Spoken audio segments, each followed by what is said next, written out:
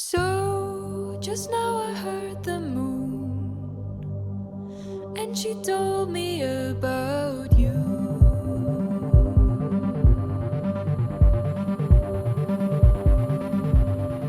How you're like the lunar. Hello, everyone. Welcome to the first episode of Crafty Magic. I'm Isa. And I'm Jackie. In every Friday, we will be discussing topics related to spiritual growth, magic, communities, arts, and nature. Feel free to come explore with us the dream realms in our first episodes. We'd love to hear about your travels, and we invite you to share your experiences on our platforms. See you there. Stars making cosmic connections. Cosmic connections.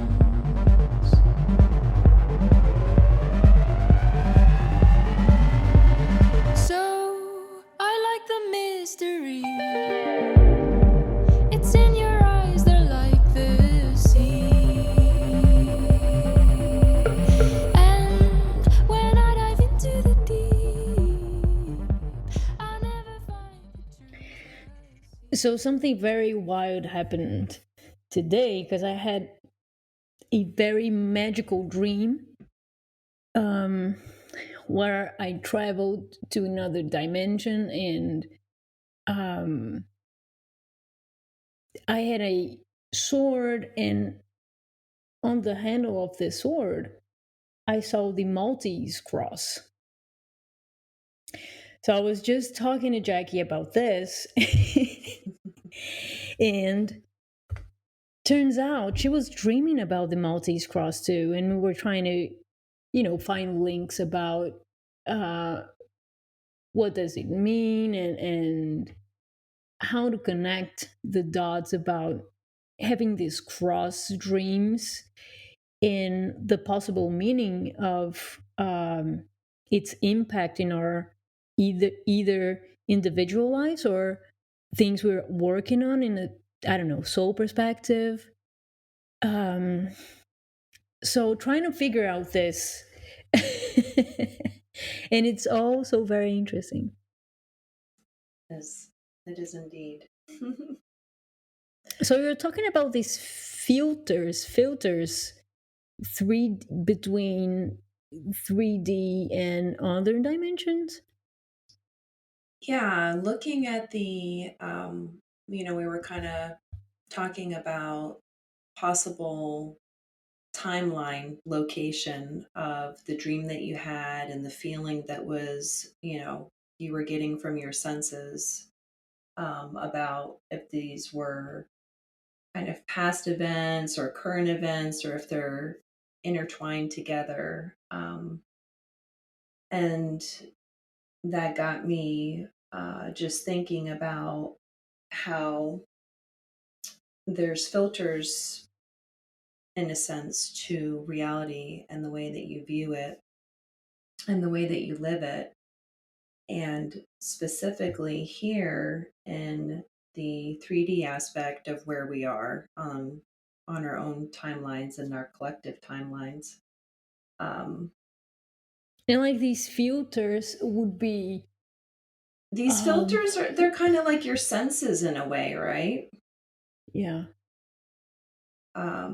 They're your perspectives, they're your, um, ways to translate. You mean like you're yeah, getting the symbols that are telling a story that can be understood in this current reality, but at the same time it links it to yeah, other realities.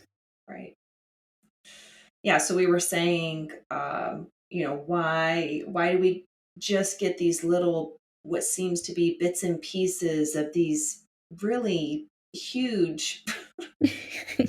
massive, events happening in our consciousness and our souls and our, bodies? Why does it feel like we just get these little bits and pieces, like this dream that you had with the cross, and I had the dream, I had a dream with a cross, the same cross. uh, why do we have to spend so much time and effort like trying to put all the pieces together And I think that it only feels that way here where we are right now in the 3D, because that there's so many filters that seem like the final answer to this question that we have, just taking this, one dream into question. It seems so far away. Like, how are we ever gonna how are we gonna ever decode the whole thing? And why can't our high selves and guides just give us the story now? We're ready because we're ready for it, right? Whatever the story was, we'd be right there, ready to respond and do it and live it. But I think that obviously somewhere else we are. And I think that's why, like, in this reality, in the 3D aspect of it, I think that's why, like, things that would quickly clear up all the filters that are kind of dulled and numbed. Mm-hmm. And that's why, like, when you take maybe certain chemicals or certain plants that kind of jump your soul, right Oh yeah, and to, you're saying yeah. this because I had a tea. I had herbal tea So, last night yes. before I went to bed, and I really I wanted to do some dream work, and I had the tea. The tea is called Astro Vision, so no wonder, right? So I went to Right. bed, and I dreamed. I had this very magical dream, and my intention was to dream work. Mhm. Uh, and there it was. Yeah. And the connection that I felt is that Maltese cross, that we call it Maltese because it was apparently connected to knights uh, in Europe that would at first help pilgrims to cross holy lands. Um, and then they called it like this because they had like a big journey and arrived in the Malta island, which is in the south of Italy. It's between Tunisia, Italy, and Greece. Um, anyway, so they call it like this in our reality. But what I felt is that when I was traveling, that symbol had already in that time and dimension a signature of courage and bravery and honor. And somehow, maybe the symbol was just downloaded by these knights in this, you know, I was going to say current time, but it's like 1,000 years ago. So it's not that current anymore, but you know what I mean. And the whole questioning we were having was what's the link Mm-hmm. in why I dreamed of this, why you dreamed of this, and what's the link with our reality here right now. And then we don't get the whole story, and that's kind of it's I was just telling that honestly I wished my higher self would just give me the whole movie so it can make sense. But you're right. I think it does make sense in another level, and then maybe it's not supposed to make sense in this level right here for some reason. Maybe it's for the information to be protected. Maybe, I don't know, maybe it's just because it's about an activation. Maybe it's just a memory getting recovered. I don't know. There seems to be like a borrowing effect that I'm noticing, like a borrowing effect from different times in our lives, different challenges and maybe missions that we've had, different relationships, different aspects, maybe from a time where we were expressing totally different, traits and skills. And so I've been noticing,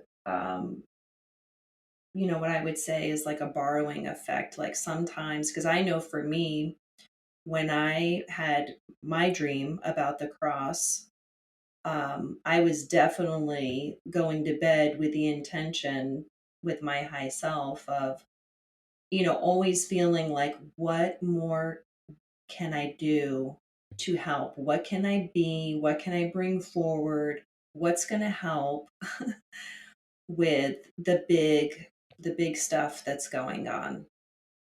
And that's when I had that dream. So it's almost like borrowing,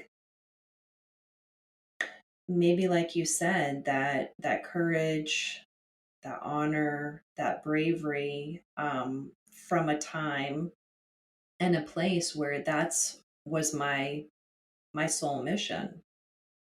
Um, And what's it, interesting in the story too, sorry, just I no, interrupted you, but you did it. you is that these nights originally they were helping pilgrims to cross holy lands. Now, come on. I know. Isn't that somehow what we're all doing? Yes, yes. In one way, shape, or form, yes, absolutely, absolutely. So how the rescuing of um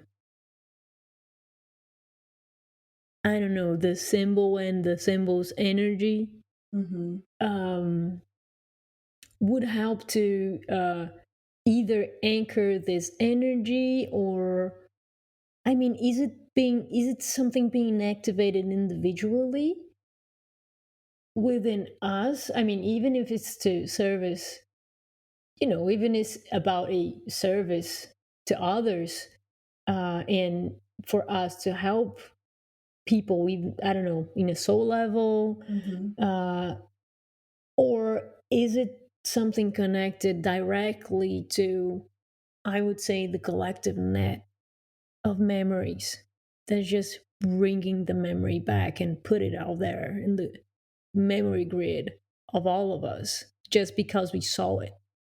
Yeah. And now with our consciousness that exists within this physical body and vessel, because we saw it and we remembered it, and then now we put it out there for some reason. Well, that's the magic at play, right? That's that's why that's I like Dreamwork so much. I Because love it. Yeah. Oh my because gosh. you can travel and have all the magic and then come back to the body and remember everything Yeah, and just be basic again. but somehow, somehow that little bit of recovery, it does become part of, who and what you're expressing now. And that's what I think is, also very magic about it, is that it's almost like little bits and pieces that, come forward and just keep making more and more of a whole expression. So it's pretty cool. Absolutely. It is pretty cool. Wish I could have, I don't know, an illustrator to transform it Mm, into a tiny movie yeah, so we could share dreams with people, the actual things that we see. yeah. I know, because that's always what I start out saying. Like, if I'm sitting around with the family having tea or something, and the first question is, okay, who dreamt about what? And my first saying is always, I wish you could have seen it. It was Right. so cool. It's so cool, yeah. Yeah, it's such a beautiful field of Mm-hmm. training Yeah. and memory recover. Mm-hmm. It's amazing. Yeah. So the filters, if we looked at filters as maybe limitations, Oh, yeah, I I like would, that. yeah, I would say that the filters are less dense in dream time, and that's why you can experience so many vivid, heightened. It's like gravity is different, right?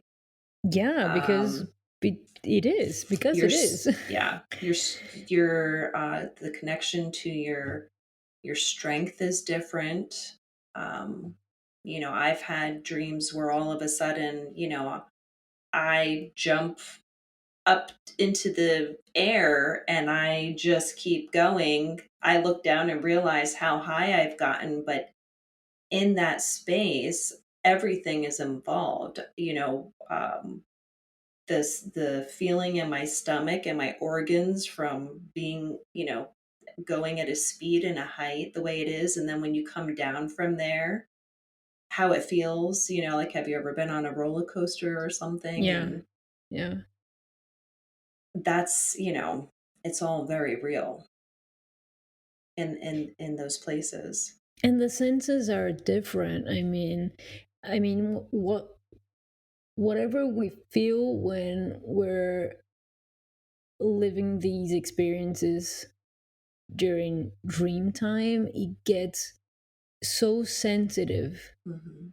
And when in dream time you're working with magic and knowing that it doesn't exist, quote unquote doesn't exist, right? Because the sensations on that level maybe doesn't exist the same way in this reality than when you're living it in dream time, but you can't really translate it when you come back, Yeah. but you keep the feeling.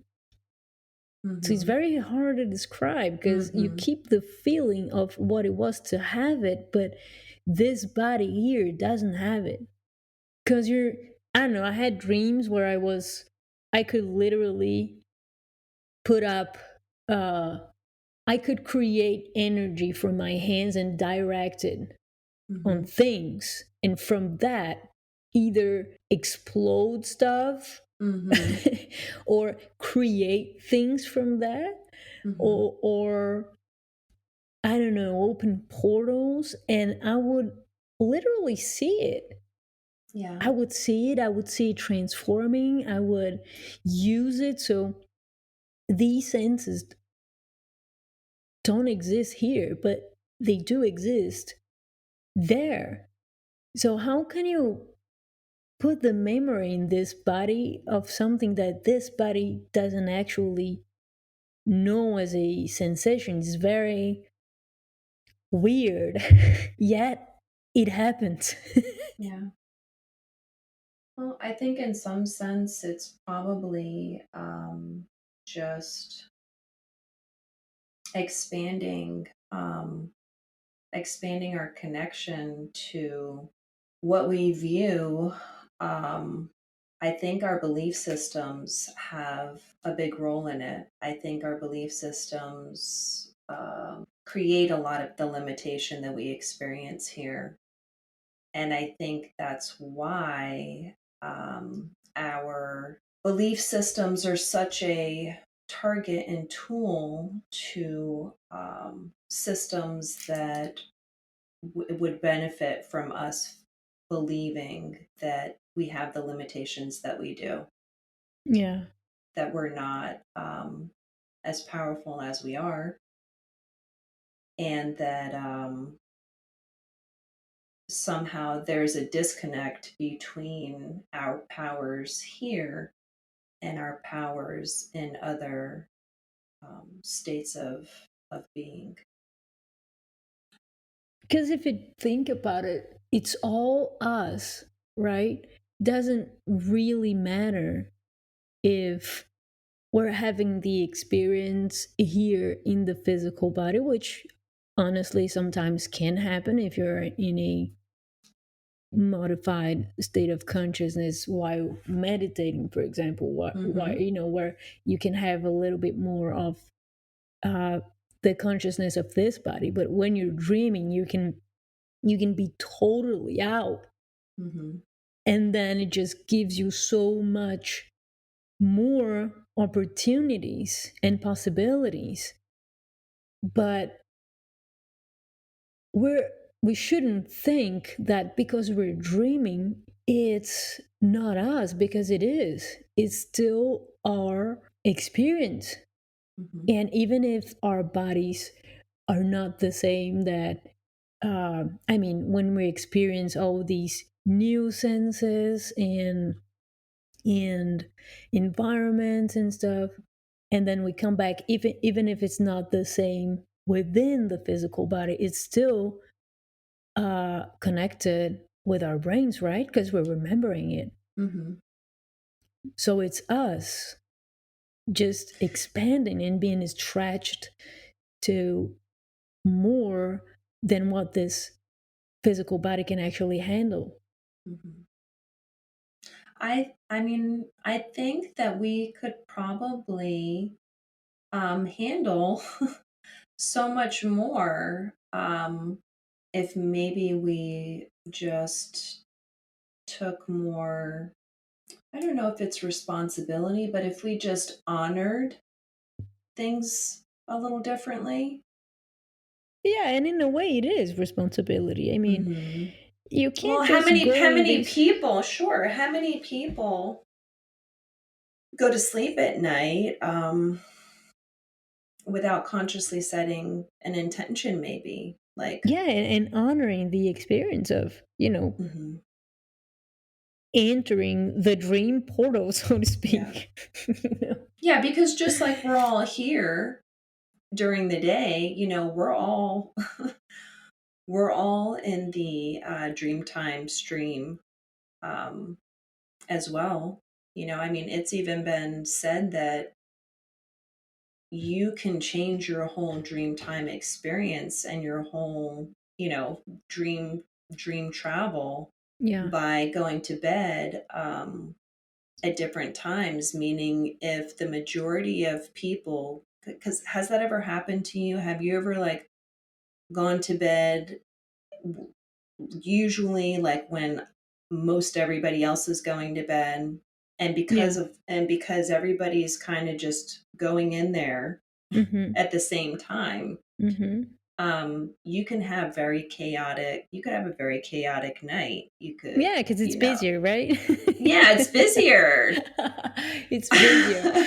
I mean, the energy of connecting is being activated at the same time. So yeah. And you know what? I bet you so much that that's why I always say that I get my best sleep probably when most people are waking up to go to work. That's when I want to be like, oh, now is the time to get some rest, because oh my God, that's so interesting, because for 2 hours, of that time between 5 and 7 o'clock a.m., where here most people are going to work, I could live a lifetime in those 2 hours in the astral realm, because it's so much more quiet. I can get to places easier.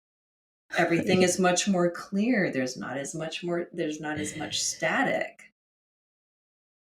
So and you know how interesting that is, because this morning, this was exactly the time where wow. where I had my dream. It was... You know what, Isa? I woke up. I don't know. It was like 5 something a.m. and then I fell asleep again, and then I had this dream. And then very often the craziest, more magical dreams that I will have are indeed in that early morning time. Yeah, I agree totally. Wow. It's because it's more quiet. So again, look at that as a filter. you know? Oh, yeah, another filter. Mm-hmm. Yeah, I'm liking this. So, what if we could control the filters You to can. enhance dream quality, so to You speak? can. You can. You you are doing that by the tea that you took, by the intentions that you set, by looking at, that's why we call them sleep windows. Like, oh, I missed my sleep window. When you know Hmm. that you should have went to bed, you're that there's a filter right there, the communication between your mind and your body has a sleep window, and it usually is nudging you, and your mind, the filter between your mind will say no, whatever it is, I want to watch another show, I just want to be awake longer and sit here longer because, maybe you worked all day and you feel like this is, you're trying to squeeze in some, time of before you have to wake up and go to work and start it all over again. Like my Yeah. husband says that a lot. Yeah. But he misses his sleep window a lot as well. And guess what? He doesn't sleep well and he doesn't dream well. Yeah, because we have to sleep well to dream well, Mm-hmm. right? Mm-hmm. Mm-hmm. The body must be relaxed. Yeah. It's the same concept as, here in order to receive more, we have to be in that state of um, calmness that leads to openness. Mm-hmm. And it is the same about the connection to dream time. and Mm-hmm. and here's another filter.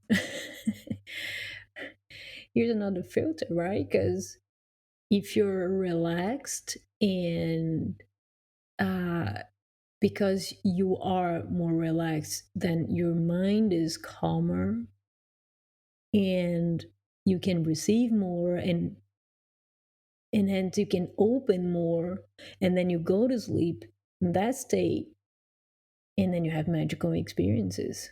Mm-hmm. Well, and even just realizing that it's all magic and it's all important.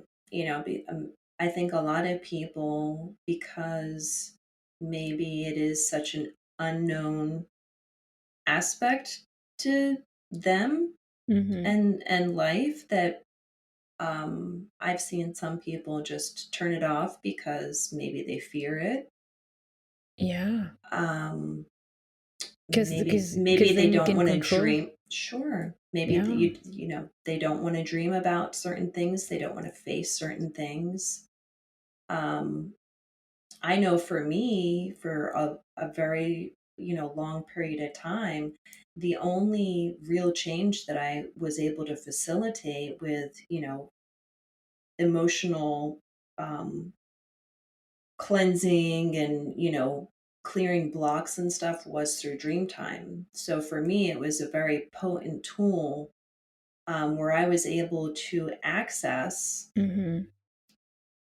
parts of my consciousness and my subconsciousness that needed attention and focus and love, and healing. The easiest way for me to do that was to start doing dream work, because you can stretch through these dense limiting filters,